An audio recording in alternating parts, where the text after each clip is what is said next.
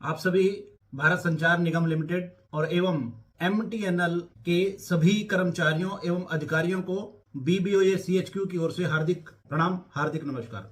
जैसा कि आप थंबनेल देख रहे हो, बीएसएनएल एमटीएनएल कर्मचारियों को मिलेगी पुरानी पेंशन, ओल्ड पेंशन स्कीम।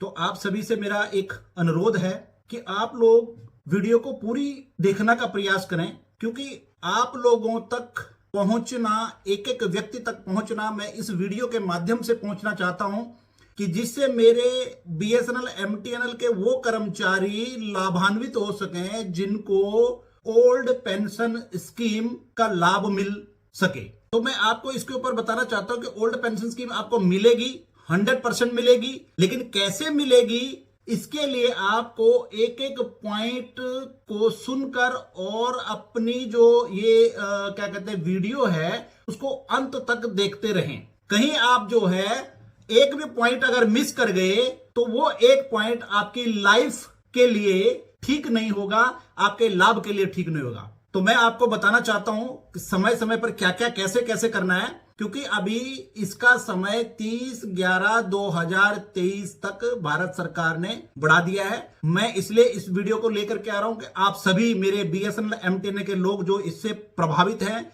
जो नहीं मिल पा रहा है वो मिलेगा। उसके लिए हम क्या करेंगे, आपको सबसे पहले जो अप्रैल 2000 से संबंधित सभी टीटीए, जेईज, जेओज, जेटीओज, एओज और एसडी आदि को 30/11/2023 तक का एक सुनहरा अवसर मिला है। वो कैसे?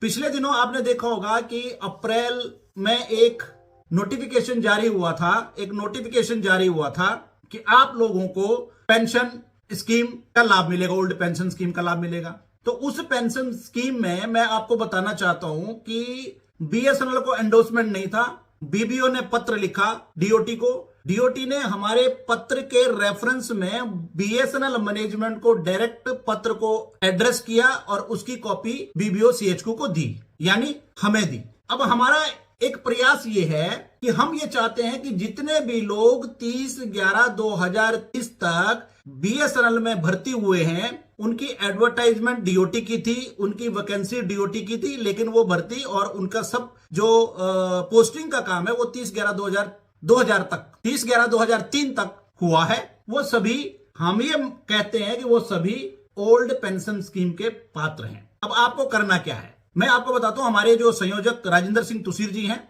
अभी हमने उनके नेतृत्व में माननीय सीएमडी साहब से एक बैठक की, जिसमें कुछ ये लोग थे जिनको ओपीएस का लाभ मिलना है। मैंने स्वयं सीएमडी साहब के एक सामने एक अपना विचार रखा, पत्र के माध्यम से एक विचार रखा कि मैंने, माननीय महोदय, जितने भी हमारे ये ओल्ड जेई, जितने भी हमारे अधिकारी हैं 30/11/2003 तक जो लोग ये बीएसएनएल में भर्ती हुए हैं, एडवर्टाइजमेंट डीओटी की थी, वैकेंसी डीओटी थी, इन लोगों को सभी को पेंशन मिलनी चाहिए।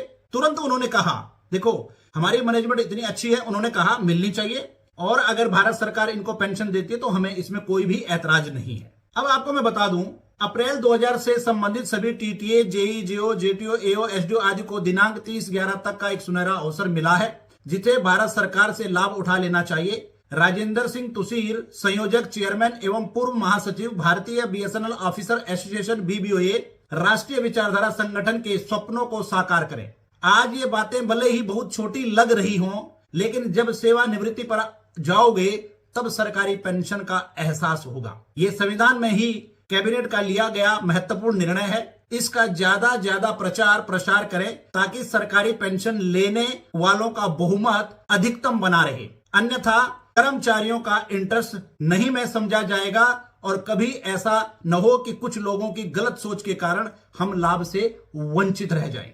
इस सुंदर मुहिम को हरियाणा सर्कल उत्तर भारत और तेलंगाना सर्कल दक्षिण भारत का सामूहिक मॉडल बनाकर चलें। यह मेरा अपना जनवरी 2014 अहमदाबाद गुजरात सर्कल की कॉन्फ्रेंस में मंदिर के प्रांगण में लिया गया फैसला है, जिसे कभी भुलाया नहीं जा सकता। उस समय नरेंद्र मोदी जी प्रधानमंत्री भी नहीं थे, उस समय केवल चुनाव ही आगे बढ़ रहे थे।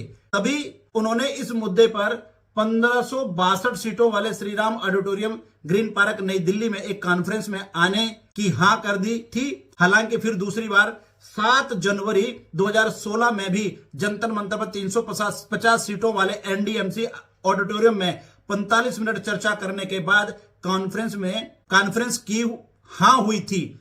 कहने का मतलब बीबीओ ने कॉन्फ्रेंस रखी थी और माननीय भारत सरकार के प्रधानमंत्री जी ने उस कॉन्फ्रेंस में, हमारी कॉन्फ्रेंस में आने के लिए जो हमने आग्रह किया था उसके लिए हाँ हो गई थी। लेकिन 8 जनवरी 2016 को नोटबंदी लग जाने के कारण 2016 में नोटबंदी लग जाने के कारण बीबीओ संगठन सभा नहीं कर पाया। भाई और बहनों, ये मुहिम रुकनी नहीं चाहिए। बीबीओ संगठन को 3 फार्म नियमों में मेल हैं, बाकी मैं कमियां और दुरुस्त कर पुनः भेजूंगा। इसमें बहुत से लोगों ने अपनी रिप्रेजेंटेशन gsbboa@gmail.com पर आप सभी इस मुहिम के तहत आप अपने रिप्रेजेंटेशन को इस मेल पर भेजें। कॉपी एड्रेस हमें करें, कॉपी आप ऑलरेडी रिप्रेजेंटेशन दे चुके हो, कॉपी बीबीओ सीएचक्यू को भी दे, जिससे हम एक पूरे ऑल ओवर इंडिया से, अगर हमारे पास बहुमत में ज्यादा से ज्यादा अधिकारियों के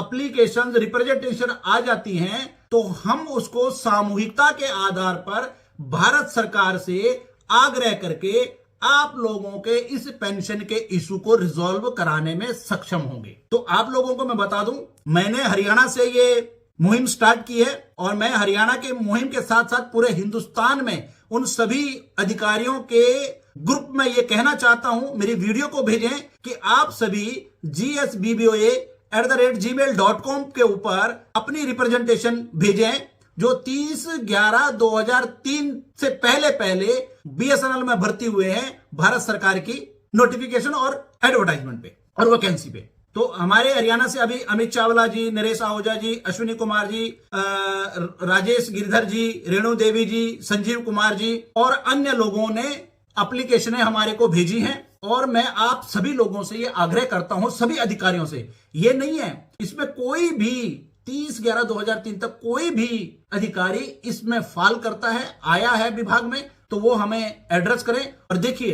कहीं ऐसा ना हो कि सिर्फ 200-400 लोग ही इसको अप्लाई करें और 200-400 लोग अप्लाई करने के बाद बाकी लोग अप्लाई ना करें, बाकी लोग रिप्रेजेंटेशन ना दे पाए और सरकार को ये लगे कि ये लोग इस स्कीम में आना नहीं चाहते, ओल्ड पेंशन स्कीम लेना नहीं चाहते, ऐसा ना हो और जिससे इन 200-400 लोगों का भी नुकसान हो। तो आप ज्यादा से ज्यादा जितने लोग अप्लाई करेंगे, रिप्रेजेंटेशन देंगे, उतने लोगों का हम भारत सरकार से ओल्ड पेंशन स्कीम करवाने में सक्षम होंगे और कामयाब होंगे।